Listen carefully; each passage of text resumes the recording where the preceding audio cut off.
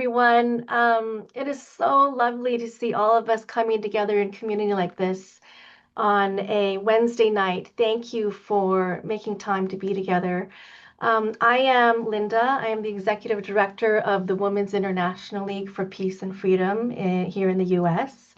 And I'm going to share a little bit about WILPF. That's our acronym in case you're new to this room. WILPF, we have been mobilizing since 1915, opposing war, lifting democracy, and building peace. We're active in 40 countries around the world, from WILPF Palestine to WILPF Brazil. And here in the United States, we have 40 chapters across the country. And in the moment we're in, and the times we're in, we know that building community is more important now than ever before. And I'm so excited that alongside our WILPF members who've been mobilizing for decades, we are welcoming new people into our community who might be organizing and activating for the first time. And wherever you are in your advocacy and activist journey, please know that there is a home for you here at WILPF. And thank you for being with us today. We are gathered today for this event called Women, Peace, and Democracy. Because first of all, I want to be very transparent and share that this is the big kickoff event to our annual fundraising appeal. Across the country, WILPF women are mobilizing, and our allies, our feminist allies, men and feminist allies, mobilizing across the country, doing everything from protesting in the street, delivering mutual aid to neighbors, to even advocating at the United Nations. We have, WILPF has permanent status at the UN. So in fact, a number of our members are at the UN this week, taking part in the conference on the Non-Proliferation Treaty. And when we talked to our members recently, about what's most on their mind right now, two themes arose the most. This fear of our sort of our democracy that feels really fragile right now, and war. I can't believe that 111 years ago, some audacious WILPF women traveled from across the world to Europe when they were told they couldn't travel alone to protest World War I. And 111 years later, that message, is even more relevant than ever. And equally, as I said, the theme that rose up that's on everyone's mind right now is our democracy, which feels increasingly fragile. So we decided that this event would be dedicated to talking about our democracy, how things have shifted and what's causing this shift, and of course, war. Throughout history, what have we done to oppose war? What can we do again? And I'm so excited that we invited some amazing humans to join us today to talk about these things, share their insights, their lived experience, their expertise. As part of their support to our fundraising appeal, our goal this year is to raise $250,000 to keep the lights on and keep the momentum going for now and the next 3 years, in what we know will continue to probably be tumultuous times. So with that said, with the sort of public service announcement about WILPF complete, I'm excited to move on to the substance, the meat, the tofu of today's gathering. Let's talk about democracy. And I am so excited that we have a wonderful lineup of amazing women. We're going to start with a wonderful human named Lisa Graves.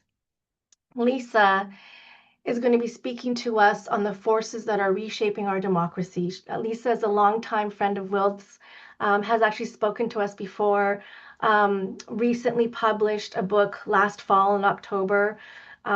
She's published many books, but her most recent book is titled Without Precedent: How Chief Justice Roberts and His Accomplices Rewrote the Constitution and Dismantled Our Rights. It's a big book, it's a big topic, and just to give a little more background about Lisa, Lisa is one of our nation's foremost experts on the right-wing influence on the U.S. Supreme Court and other levers of power in our government. She served as a senior advisor in all 3 branches of the federal government, including as chief counsel for nominations for the Senate Judiciary Committee. Lisa is on a national book tour, and Lisa, thank you for making time to join us today and share your insights and wisdom.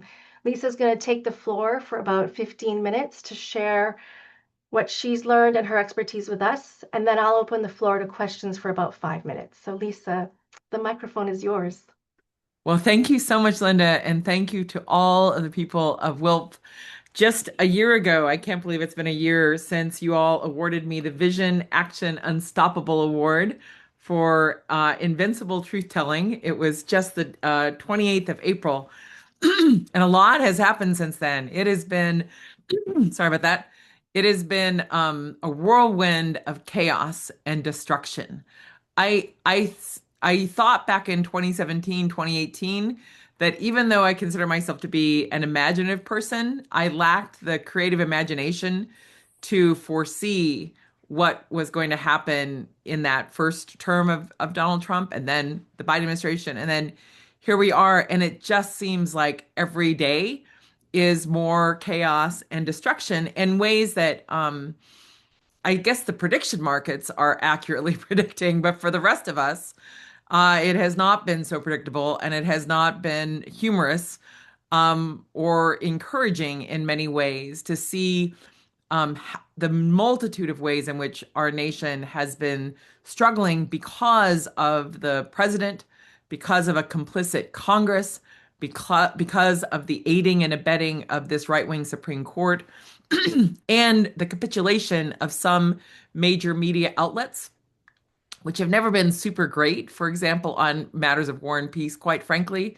but which have tried to be more neutral and now have been cowed and are being captured. And so we face some pretty daunting circumstances. I want to thank you, Linda, for the invitation, along with Mary Beth, and just say I am a big fan of WILPF in the U.S. and abroad, but I think that your role is more vital than ever. And so before I jump into the substance, I just want to say I hope everyone here has a chance to give to support WILPF,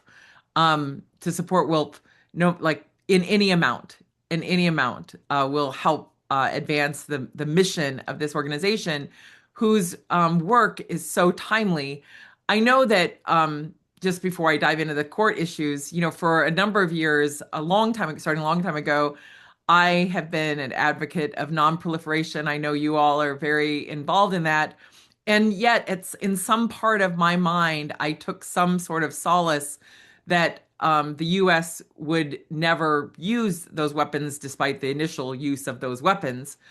And I think that illusion or delusion has really been punctured by the types of threats we've seen, the idea of eradicating an entire civilization. These are grave threats to the globe, to human beings, to human civilization, to our future and our security. And so I know your mission involves both peace and democracy, and I just want to thank you for all of your efforts, everyone's individual efforts to speak up and speak out against these extraordinary and outrageous threats to our mutual security and to the life and health of our planet.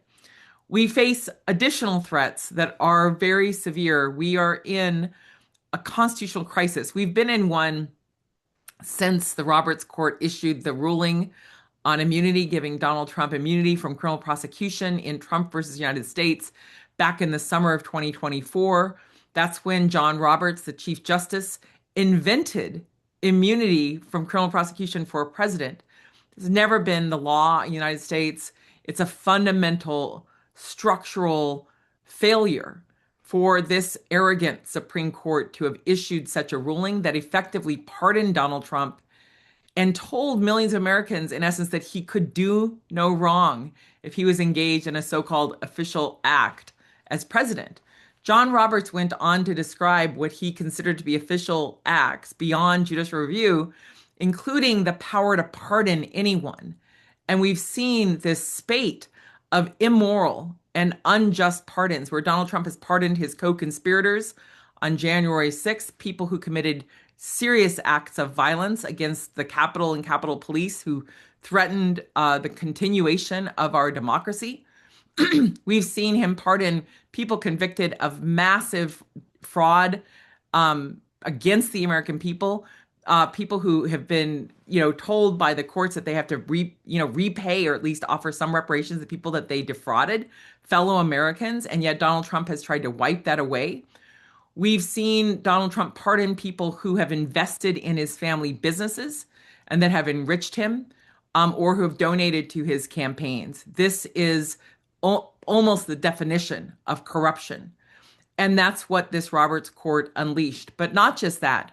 In the opinion that John Roberts created, he claimed that the president can direct the Justice Department to basically do as he wills regarding our ballots.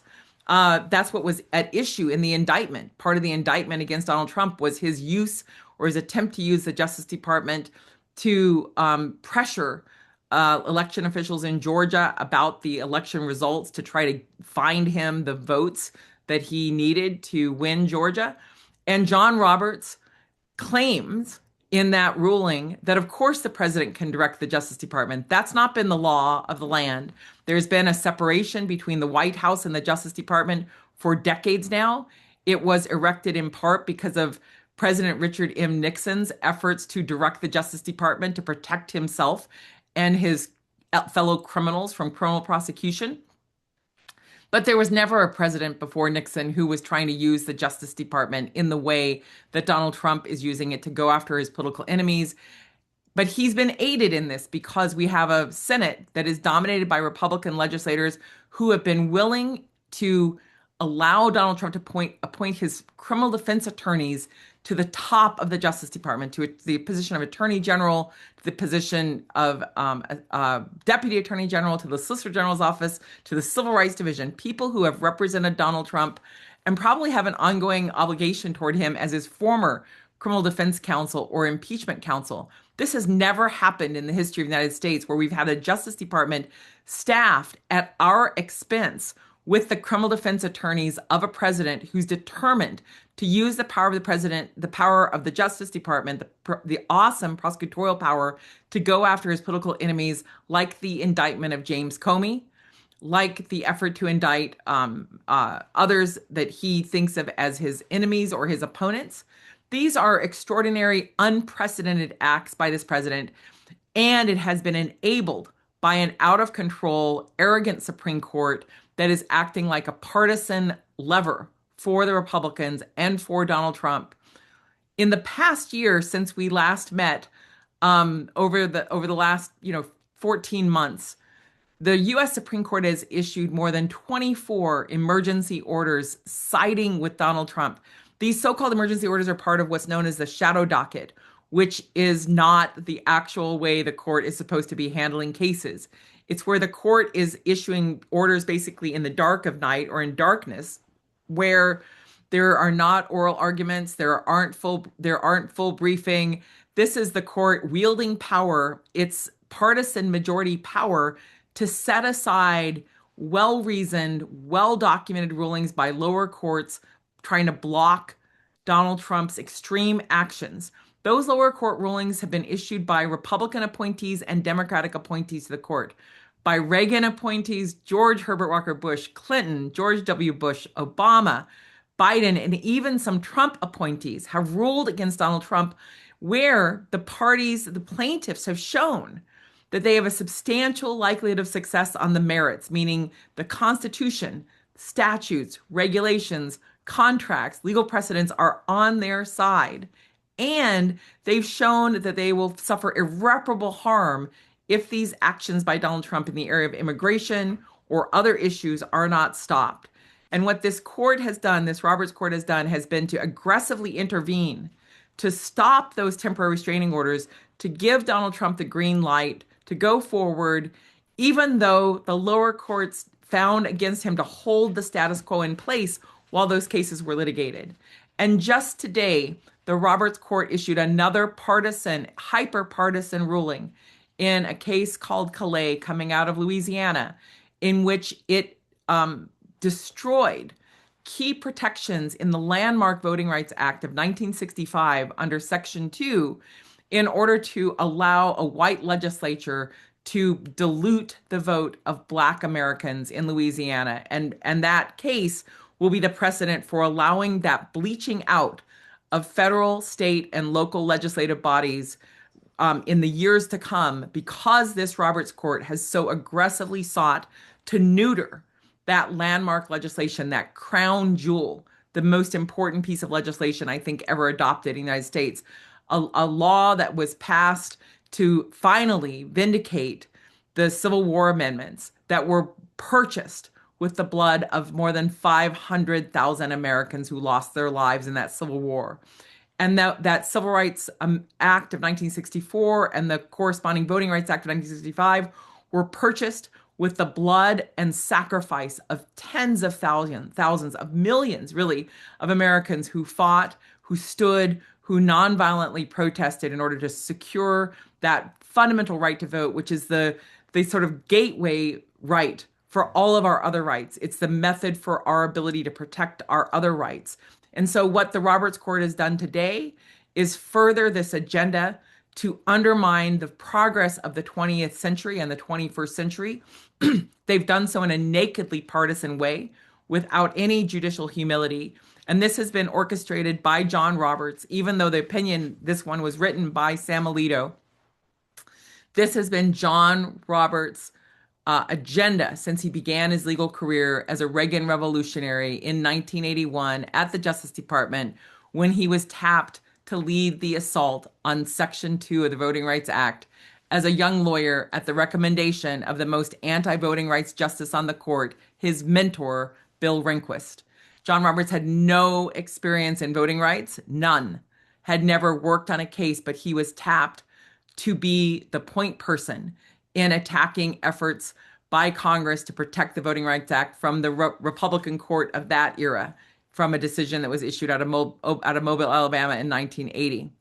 So John Roberts has now, in his 21st year on the court, accomplished one of his major political objectives, which should not be an objective of any judge. So we are facing an ongoing crisis. We are going to have to do everything we can to get as many people registered to vote this year in these midterm elections, to vote, to have such an overwhelming turnout that it is impossible to set aside the results of these elections. We know that people are already registering substantial dissent to the extreme and reckless domestic and foreign policies of this administration. We know that Donald Trump is at his lowest level of popularity in his history.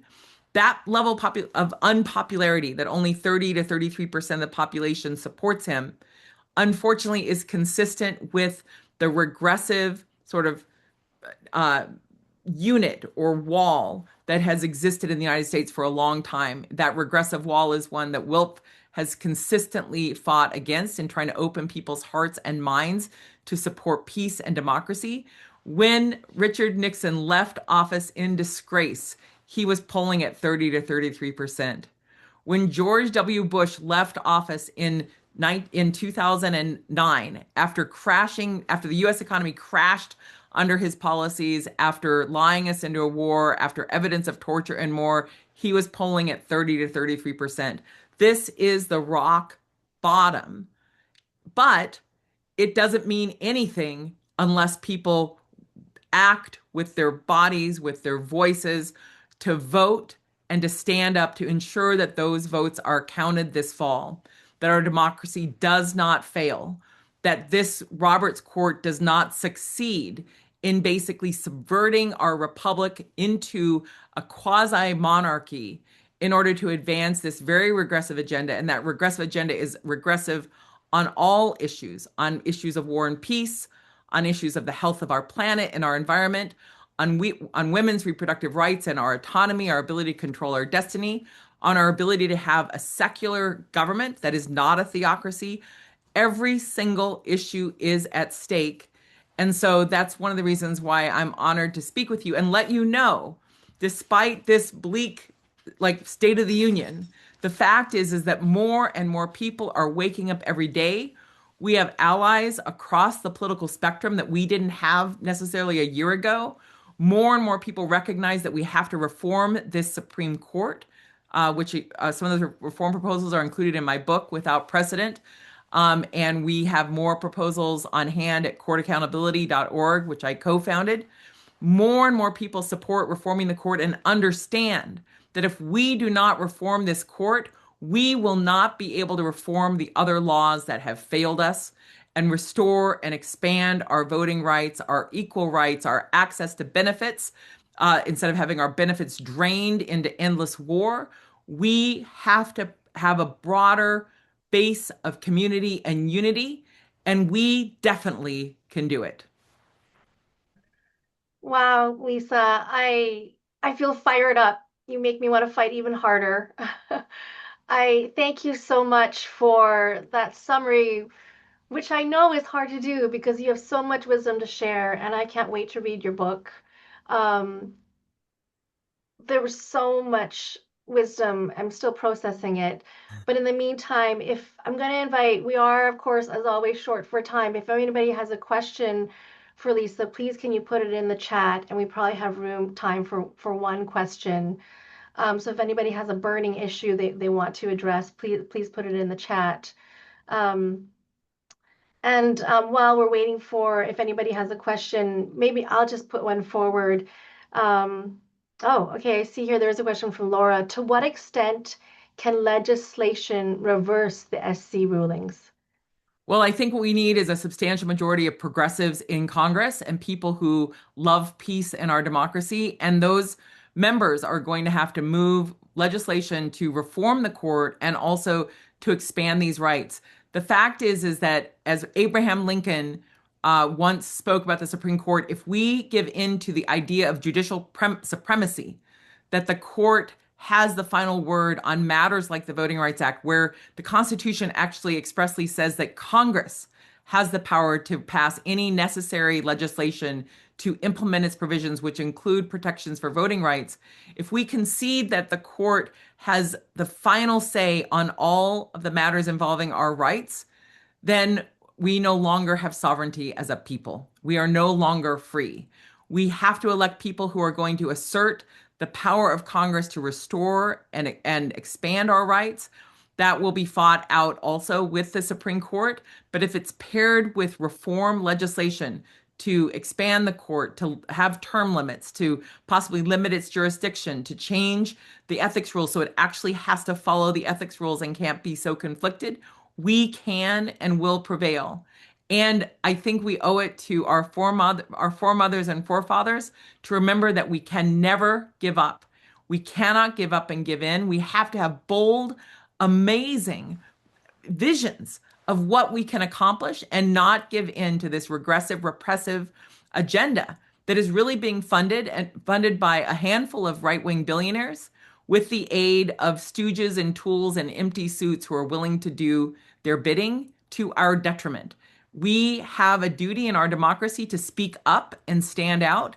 And I know with the strong, amazing voices of WILPF and your expanding and growing network that we are going to win this fight ultimately. Can't win it this year, but have to build what we need to do this year and the next year and the year after that so that we can actually make this a reality.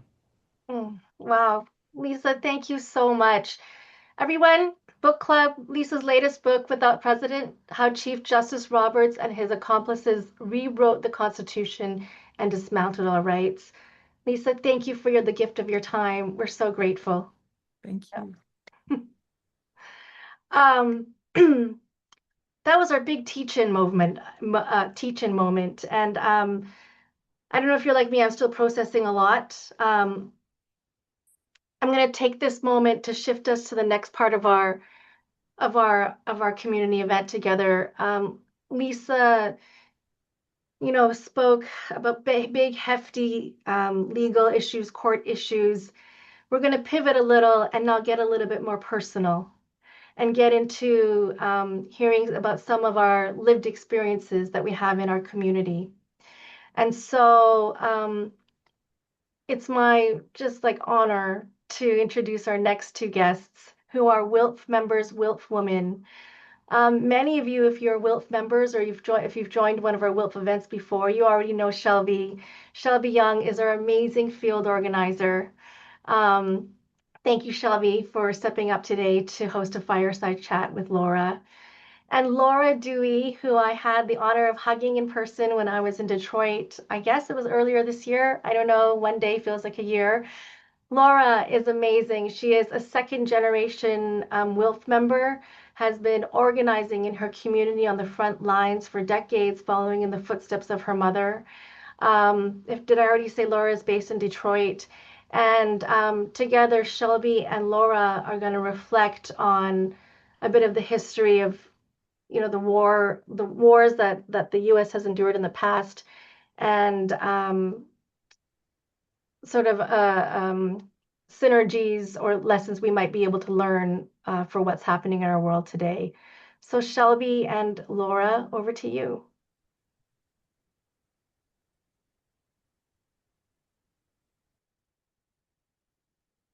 Hello, hello. Hi.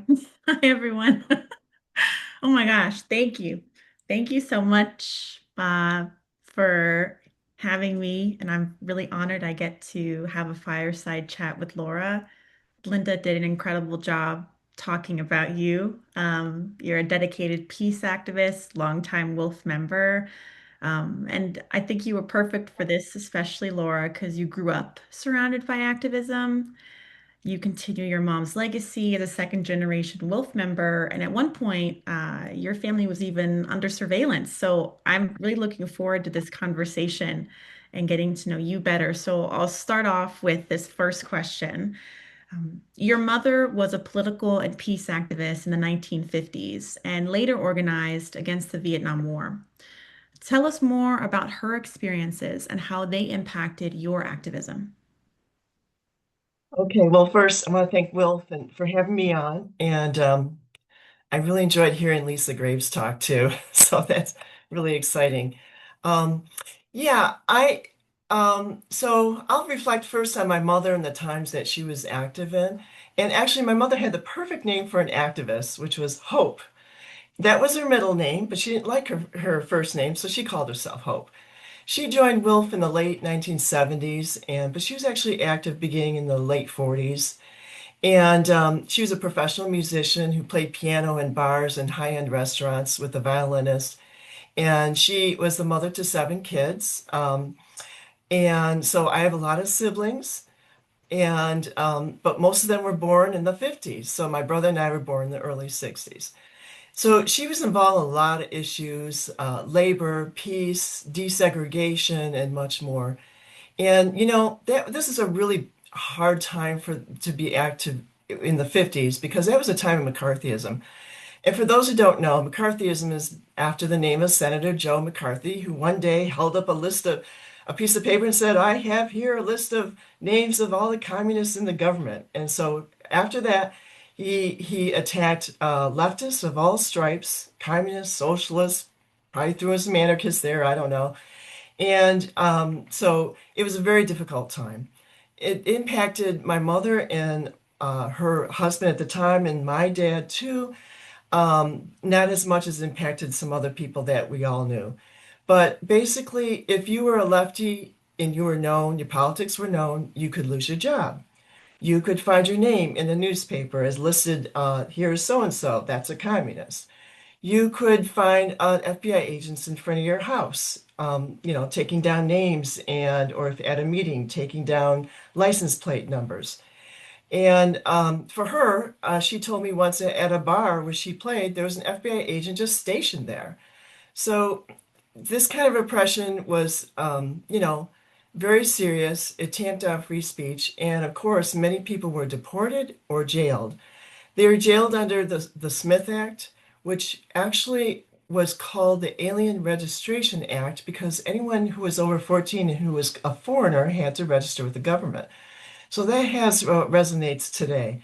But the Smith Act basically said that if you advocate, just the word advocate for the violent overthrow of the government, you can be thrown in jail. So many people were, many of my, some of my family, my friends were deported or jailed. And fortunately, this didn't happen to my family. But my mother, she once told me a story about how I thought she said it was in 1949, but it must have been 1950 because there was a Stockholm Peace Appeal. It was a worldwide petition drive calling for the end of nuclear weapons. My mother told me once that she was collecting signatures, no problem, everyone was signing. And then one day, probably after the day McCarthy held up that famous piece of paper, she said she got the cold shoulder. No one would sign. So McCarthyism had a very serious chilling factor on free speech. So those are very difficult times. And of course, people were then called up to testify before the House Un-American Activities Committee, known as HUAC, and they were told, you better name names or we're going to throw you in jail. And they meant name names of fellow leftists. So people who named names were fined, people who did not, and sometimes went to jail. So I'm talking about this now because a lot of this resonates today. We are seeing similar oppression under the Trump administration, or at least shades of it. And you've got an example of these pro-Palestine student demonstrators who would be the ones who are from another country, like Ozturk and Mahmoud Khalil, who were threatened with deportation. They were actually arrested and threatened with deportation. They were detained and then finally released. And then more recently, critics of the war in Iran have been detained or their speech oppressed. For example, University of Washington professor recently, his post as head of a Middle East center, it was taken away from him. He was the head of it because he criticized the war in Iran. So I think that, and then of course we're seeing the wider oppression against immigrants, which the detention, my God, the deportation, and even the killing of immigrants. And that's not necessarily for political reasons, but that too has a chilling effect on free speech. And of course, the murders of Renee Good and Preddy, two U.S. citizens, and the murders of other, non-citizens, really helps define the oppression that we're going through today. So a lot of us are wondering, are we headed towards fascism or are we experiencing a unique kind of American fascism? And that's a big question we're facing today.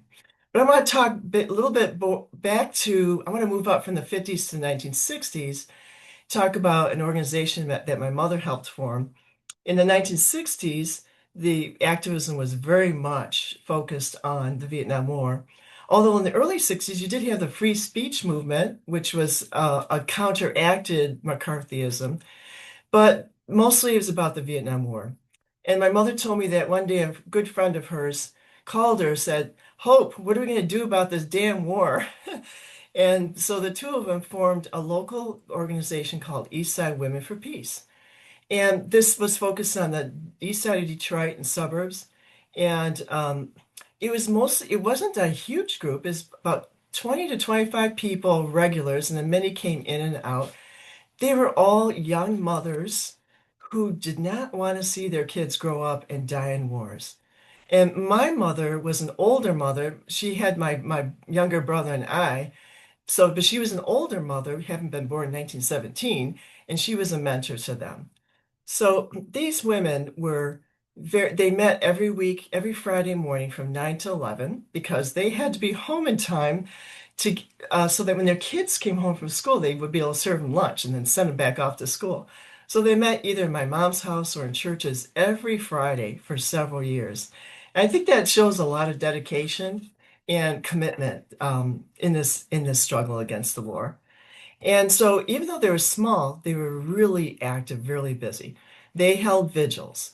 For example, they held a Mother's Day vigil at a local mall, saying, we don't want your gifts, we want an end to the war. That'd be the best gift of all.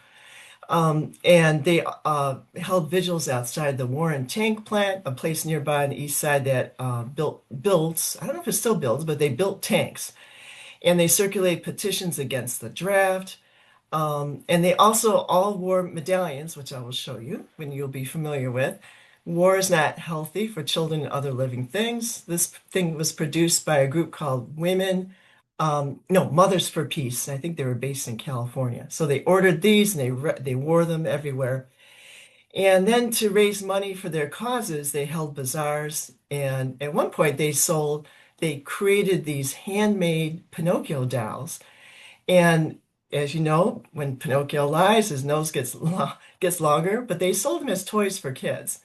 They were big sellers, and it was kind of a sly nod to Richard Nixon, who is known to be a liar.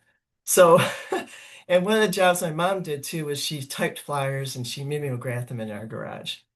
So anyway, how did all this impact me? I was just a little kid growing up, then a preteen, and I was dragged to picket lines, marches, vigils, something experienced by all seven of her kids, I'm pretty sure. And the house was often full of people, smoking and drinking, I might add, but they came for meetings, talking unions, talking peace. And so I heard a lot of talk about Nixon. Nixon did this, Nixon did that. So I grew up in this milieu, and I actually feel lucky I did because even though the house is often crowded and I was just one of many, I came to see these people as family. And I have to say that's one of the best reasons for becoming an activist is you become part of a family of like-minded people. They share your views, and you might disagree with them slightly, but you'll always be friends. So some of those people I was with growing up, they are still part of my family, and I'm really grateful. And then another thing I got out of it was that I myself became an activist, and I have to say, my parents were role models for me. My dad was heavily involved in union work. And I looked up to them. I did not rebel. I probably should have. I did not rebel against their politics, but a little rebellion is a good thing. And so I heard all the politics at the kitchen table, and I guess I came to the conclusions. I agreed with my parents. And I'll tell you right now, all of my mom's kids have what I call good politics. Wow. Thank you, Wow. Laura. That was, Thank you. That was ooh, I think we might have. I'm going to mute you, Laura, for a moment so that I can say something because it plays back on yours. But thank you. Thank you so, so much. There's so many things I want to say and so many questions I have after. I wish we had hours together. So, because we're always short on time, I'm gonna kind of combine our last two questions that I had for you, and feel free to touch on a piece that you gravitate to. Um, I know you talked a lot about war and the anti-war movement, the way your mom was a part of that. When you look at Vietnam and then at Palestine and Iran today, what parallels stand out most to you? And with that question, we also love to know what does the anti-war resistance movement need to look like now compared to before if we want to actually grow a stronger movement? Okay. I was just a little kid during the team, but you have to say that one thing that was a difference between then and now is that the protests against the Vietnam War started very slowly. And I think the reason, whereas the pro-Palestine movement, for example, seemed to come spontaneously, and I'll go into that later in a minute, but I think the reason for the slowness of the growth of the Vietnam War movement is that there wasn't that anti-war consciousness already built in. And there's several reasons for this. One is you had the Cold War rhetoric, and that made people afraid to speak out. You had, you had a lack of knowledge of American imperialism. People were not aware that we toppled, presidents from Guatemala and Iran during the 50s, that our imperialism went back to the late 1800s. And so I think a lot of this was not very well known among Americans. And then, the Cold War was very important too, because, let's say you came out for, full health care for all or for peace, you were automatically labeled a communist, a socialist, a traitor to the United States. So that and there's another thing that went on too. I don't want to talk about too much, but basically after World War II, corporations did a real snow job trying to reverse the gains of the New Deal and reverse the liberalism. And so they waged this propaganda war. And instead of going into it, I'd love for people to check out a book called Selling Free Enterprise that goes into that.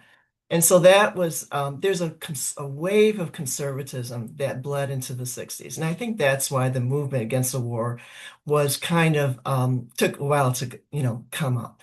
So the context of the anti-war movement is definitely different. And yet people did awake, as we know, because they saw people on TV. They saw the war being televised. There was the draft, and people were reporting the horrors of the war, when they came home. So, and I think now there's a different consciousness among young people. Number one, you can say, the word hegemony. And by the way, don't say the word hegemony when you're talking to other people. People don't know what it is. You can say the word imperialism, capitalism, socialism, all these isms, and young people know what you're talking about. They don't, they don't blink.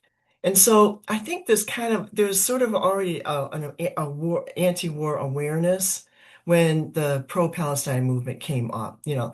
And then today also, you have these organizations that were already established and doing the work, like Voice for Peace and us, WILF and the Arab American groups already doing the work of educating people about Israel and Palestine. So now, as far as what our peace movement needs today, that's a really hard question. And I have thought about it over the years. And one thing that I think we need to do is build community. And the East Side Women for Peace was an example of that. This real hyper localized activity is important because you're building relationships with each other and you're talking to your neighbors or your coworkers. And it's interesting to me that in the wake of Iraq and Afghanistan wars in the Detroit area, three groups, hyper-local, formed, and they're still with us today. And I don't, us in the peace movement, like in Peace Action or WILF, we kind of grumble, my gosh, why do people form their own groups? Why don't they just join the existing groups? But I think it's because people really want that local, that community feel, and that's something that we in WILF need to pay attention to. A friend of mine in Wilf made this suggestion too, which also speaks to community. I want to relay it to you, which is an action could be as simple, building community could be as simple as going for walks in your neighborhood with a small group of people, talk about a current event or peace and justice issues, end up at someone's house and write letters to your congresspeople or make phone calls to them about that issue. So that's a way of building relationships with your neighbors and friends. Another thing that we need to do, but we have done it, but we do need more of, is to connect the pro-peace movement with people's struggles at home. And that means talking about money, like move the money from the Pentagon. And I remember at the WILF International Congress, 100th anniversary, we did this little, what they call penny poll. You're given so many coins, you decide where you want to spend your money. And there was a group in Detroit, Metro Detroit, that did that, and I participated in that a couple times at a farmer's market. And what we noticed is that most people put their money in these little plastic tubes labeled, housing, food, education. Pentagon, they put most of their money in the human needs areas and very little in the Pentagon. And then you could strike up conversations with people. So that was a real effective activity. And I think that it's just really important. And then one more thing I want to mention is just the issue for me of being intentional with our activism. It could be on a local level or uniting with other groups. I think that we tend to jump from one topic to another, and it's really frustrating, but we have to do that during times of emergency. I get that. But I think we have to be more intentional. If we want that War Powers Resolution Act to pass, for example, we need, either at a branch level or with other nationwide groups, strategize. Okay, who are the senators who are most we can break on that issue? How many phone calls do we need to make? How many letters do we need to write? How many sit-ins do we need to do? How much lobbying? And say, okay, we need to have, I don't know, 50,000 phone calls. And then try and aim for that. And then the other thing is when we have to, and then we have to think about strategy and tactics and then reevaluate. Hey, if something's not working, dump it, do something different. I will talk about one more thing real quickly. Is Oh, membership. sorry. Instead of asking Okay. people, I'm sorry, instead of asking people to join Wolf, let's ask someone to do a task. If you ask a friend of yours, would you come with me to go on this petition drive? They're likely to say yes to Shelby because they like Shelby. End of discussion. Well, thank you, Laura. Thank you so much. I really appreciated this chat, and I feel like I've learned a lot just about you. I feel so grateful. I get to hand the mic back to Linda, for some more fun. Thank you, Laura. Everyone, give a heart to Laura in the chat. Thank you. Yeah, Thank thank you, you. Laura. Thank you, Shelby. Laura chairs our Detroit branch. Thank you, Laura, for being one of our WILPF champions, and all the work that you do, and Shelby for keeping us organized as a movement. What you said about community especially really resonated with me, and I'm hearing the same thing in the circles I'm in. We need to build stronger community, hyper local, in addition to national and global. So we do have 40 branches across the country at WILPF, and we're growing in these times because people are looking for an activist home. I want to say thank you again, Laura and Shelby. We have lots more to learn from you. I want to say to everybody in the Zoom room, we wanted to wrap in 60 minutes. I'm going to ask if you can stay about 5 to 10 minutes later, because this next part of our program is so special. So we're going to shift from, meat and tofu, hard issue education to with Lisa Graves, to personal lived experiences with Laura and Shelby, now to something a little bit lighter. We say at WILPF, and in so many activist communities and advocate communities, we need joy to be able to replenish and to do the work. And so this is the part where we're going to bring the joy. So please, I'm asking everyone to stay 5 to 10 minutes later, because we want you to have joy with us. And so with that said, it's my pleasure to introduce our next segment, our closing segment. I am so excited to introduce you to a friend of mine, Robin Scott, who owns and runs the Larapin Group, which specializes in experiential exercises, leadership classes, programs. She also convenes artists and experts to transform movements and organizations, and is also herself a comedian, an improv artist. Used to be an alumni or is an alumni of the Second City troupe. And did you know, everyone in this Zoom room, that Hull House, so Jane Addams' Hull House in Chicago, was the birthplace of modern improv? When Robin told me this, I literally got like goosebumps. Um, and I said, "Tell me more, Robin." And when she told me, I said, "You have to tell all of the WILPF women, please." And so with that, Robin, thank you for being with us. It is my pleasure to pass the microphone to you. Thank you. And a round of applause for Linda, for Shelby, for Lisa, for Laura. I've been really inspired by everything that I've heard tonight. And I'm really deeply honored to get to be a part of this WILPF event. Such an inspiring group of people who are actively protecting our peace, our democracy, our freedom. So, as Linda said, I am Robin Scott. I'm the founder and the CEO of the Larapin Group. We're an experiential learning company. We're based here in Chicago, a group of professional actors, writers, comedians, and improvisers.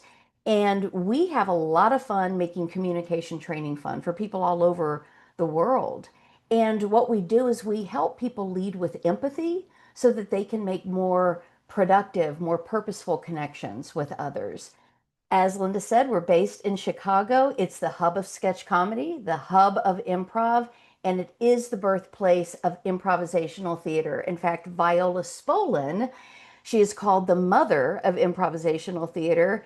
It was at the Jane Addams Hull House where she worked with immigrant children. She created what is now called theater games. She wrote a book and she fostered communication and she really broke down these social barriers. So before I share more about Viola and her connection to the beloved Jane Addams, I'd love to share one of improv's greatest tools.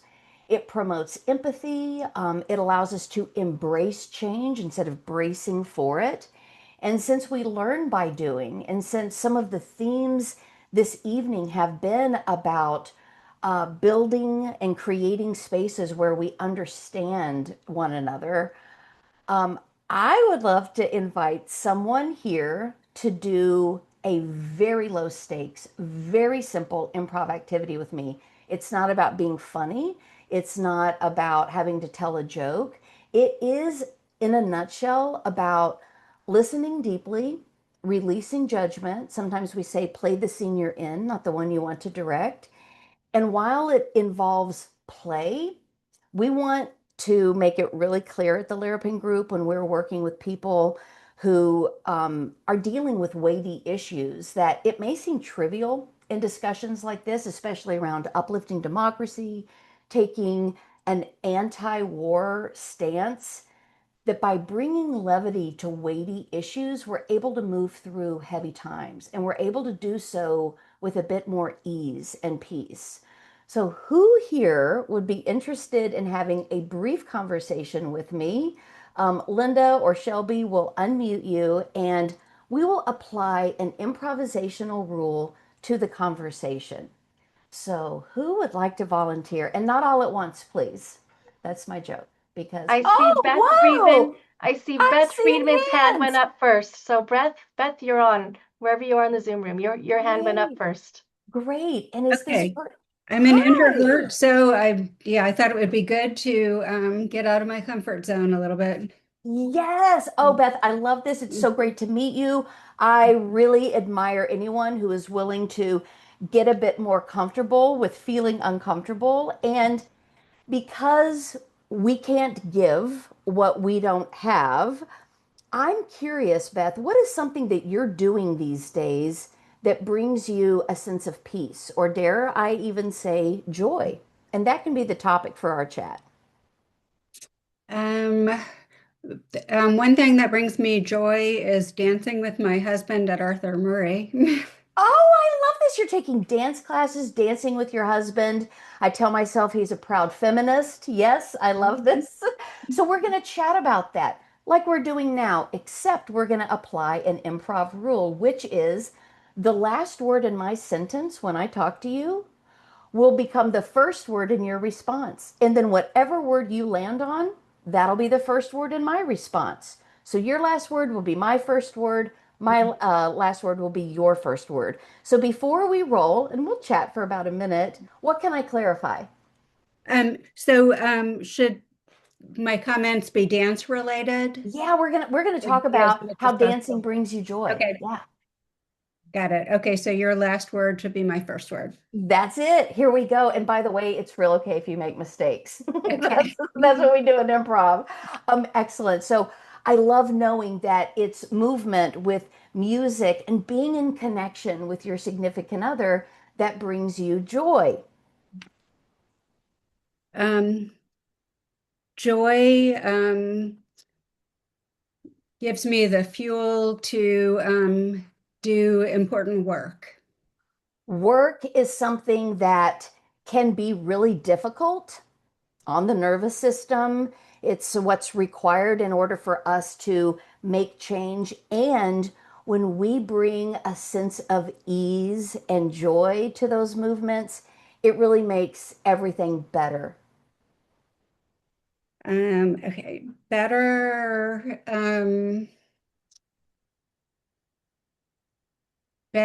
is what I want in my life and for my children. Children really are, I mean, I could quote Whitney Houston here. They are our future, and we're here to lead the way. Um, Way to go is what I say to my husband after we nail a dance move. And scene. Oh, let's hear for Beth. We call that a mic drop moment. You brought it home. That's a callback. You nailed it. And Beth, I'm curious, what were you doing in this exercise in order to make it so successful? Because it was, and you were. Um, I was focusing a lot on your last word. And then near the end, I remembered that my theme was dancing. And so I just came up with that. Yes. What I'm hearing is there was more focus on listening, really paying attention to what the other person was sharing in order to connect while still keeping a mindful attention to what it is that brought us together, the point of the conversation. And when we listen like this, when we really listen to understand the other person instead of just waiting to reply or thinking about what we want to say while they're talking, we begin to release personal agendas so that we can serve the moment and not the ego. Oh, you did that beautifully, and I wish you happy dancing from here on. Everybody, let's hear it for Beth. That is it. Good job. I also love volunteering when you did what most people don't want to do. And as Linda said at the very top, we here at the Larapin Group also value community. We value creating spaces to be able to have conversations off the cuff, like I just did with Beth, and for people to be able to build the skills needed to be brave and to take risks. We also have some spectacular connections. You know, earlier I was going to tell you more about Viola, but folks, something divine has occurred. And maybe it's because of the spirit and conviction that you have here at WILPF. Maybe it was what Lisa and Shelby and Laura were talking about. Maybe it's because I conjured her by mentioning her name. But folks, whatever it is, I am delighted to introduce you to the legendary special guest, or should I say special ghost. The spirit of Viola Spolin is here. Oh, hello, Robin. Wilp, hello. I'm so happy to be with you. And Beth, I'm so impressed, my darling. That was wonderful. I'm so happy for you. Wow. Um, Tell these folks Oh, about but yourself. I first was of all, going to. Yes. I've been haunting Robin's home for 2 days now, so I'm very happy to come out of my. Okay, I was wondering why it was so cold and so funny. Okay, so this tracks. Yes. For those of you who don't know me, I'm Viola Spolin. I was born in early 1900s, but born right here in Chicago. Actor and teacher. As Robin has told you, I laid the foundation for modern improv. So if any of you have ever been invited to your nephew's terrible improv show, that's my fault. That's good. Indirectly. Yep. Mhm. But I created theater games. I've written several books about it. But the connection to you is that I studied sociology and the theory of play with Neva Boyd, That's right. who was part of the Hull House. She created the Chicago School for Playground Workers in 1909 at the Hull House. And she worked there with the community, with the immigrant community, and really fostered connections and community there. It's fascinating. I was going to tell them all about this. I love that you're doing it. And since you're here and we're mindful of time, they were going to extend it, but I think we can bring this in for a landing. Okay. What advice do you have for these incredible people here at the Women's International League for Peace and Freedom? Viola. I truly believe my whole life's work was built on the idea that intuition is a form of creativity. I worked with the children of immigrants whose first language wasn't English. We explored social reform and creativity through play. And it's working with those children at the Jane Addams Hall House that I learned something important. What is that? Everyone has a story that's stage worthy. Oh. Everyone has the skills innately to tell a truthful and authentic story, and everyone should trust their intuition. That's where the magic happens. So my core drive was to democratize creativity and not leave it just to the actors, but to the people in our community. Stories are what keeps us going. So my advice to Wilf is to trust your instincts, as we just saw with Robin and Beth. Take action, because through action there's huge reward. Stay in the moment, trust your instincts, stay in the now, and take action based on what is needed in that moment. I mean, and that is what they're doing, Viola. They're exploring their intuition, trusting their guts, making this change happen.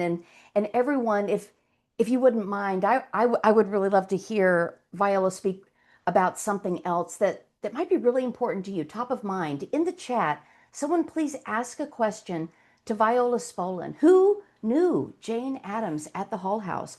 What would you like to know? And she will answer your question, and then we will say so long. Chicago. We have somebody from Chicago. Let's see. Oh, I think this might be. Oops. We have two questions. Was Jane Addams fun to be around, Viola? And what brought you joy, Viola? Oh, I think let's take both. Let's do a twofer. Well, okay. Wait, what's the first one? Was Jane fun to be around? That's a good one. And what brings you joy? And what brings me joy? Oh, that's wonderful. Okay, in the spirit of improv, and knowing that we have one of Chicago's finest improvisers right here, no way. I would like us to answer together one Word at a time. That's my favorite game to play. We're going to do that. Oh my gosh, with the mother of improv. Here we go. Okay. So was she fun? Was Jane Addams fun? And what brings you joy? Okay. Here we go. Mhm. Jane Adams, was very, risky. because She always wore tight trousers, and chunky. shoes. She also Also, liked to sip her bourbon, and smoke some cigarettes. people Do that some times hyphenated. What a joy to play, and inspire, children just by being their authentic selves. and I, love creative, and inspiring moments, with women, and peace, and democracy. I'm going to become a ghost. I'm so excited I could pass away. Everyone, Viola Spolin, personal friends with Jane Addams, thank you so much. We had so much fun with you, and what an honor it was to conclude this evening. I hand it back over to you, Linda. Wow, Robin, Viola, thank you so much for your time now. Viola throughout history. Really, I mean, what a gift to be able to end our sort of 65 minutes together with joy and laughter, because I know that's hard to come by these days. So thank you for giving that to us. Everyone, I am Linda. I'm your executive director at the Women's International League for Peace and Freedom.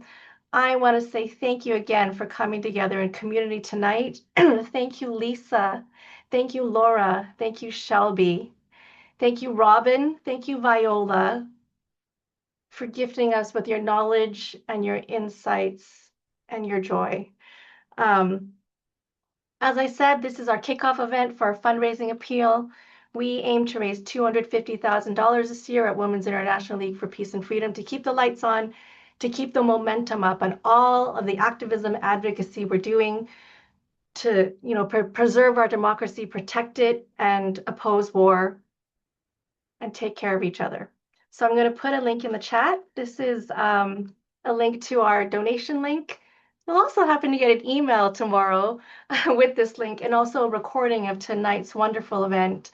Please share it onward with others, because we believe at WILPF that knowledge is power, and we need to share that, and we need to build more community, and together we'll build power. Thank you for your time. Take care of each other. Take care of yourselves so we can take care of each other. Thank you very much, everyone. Bye-bye.